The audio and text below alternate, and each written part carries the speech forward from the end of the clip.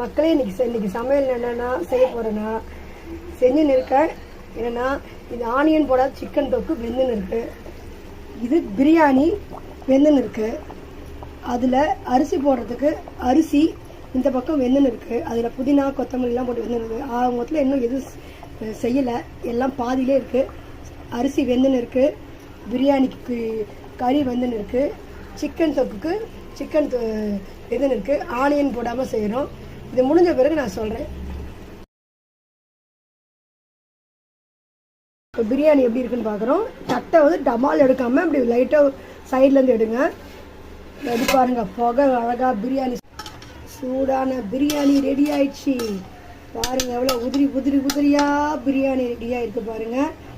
நீங்கள் வீட்லேயே செஞ்சு பாருங்கள். நீங்கள் கடையில் வாங்கி சாப்பிட்றதோட வீட்டிலே நீங்களே செஞ்சு சமைச்சு எல்லோரும் கொடுத்து பாருங்கள். அதோட டேஸ்ட்டே ஒன்று.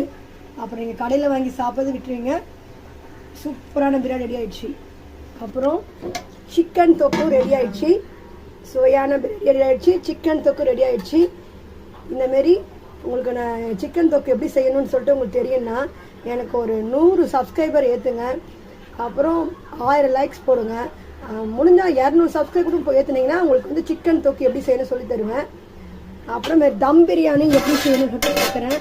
இது எங்கள் வீட்டுக்கார் செஞ்ச பிரியாணி, நான் செய்யலை.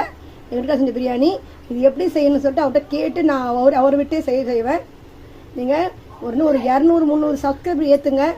ஏற்றி 1000 லைக்ஸ் 2000 லைக்ஸ் வந்துச்சுன்னா கண்டிப்பாக அந்த தம் பிரியாணி எப்படி செய்யணும், சிக்கன் தொக்கு எப்படி செய்யணும்னு சொல்லிட்டு நான் வீடியோ போடுவேன். இந்த வீடியோ கண்டிப்பாக பிடிக்கும். லைக் பண்ணுங்கள், சப்ஸ்கிரைப் பண்ணுங்கள், கமெண்ட் பண்ணுங்கள் மக்களே.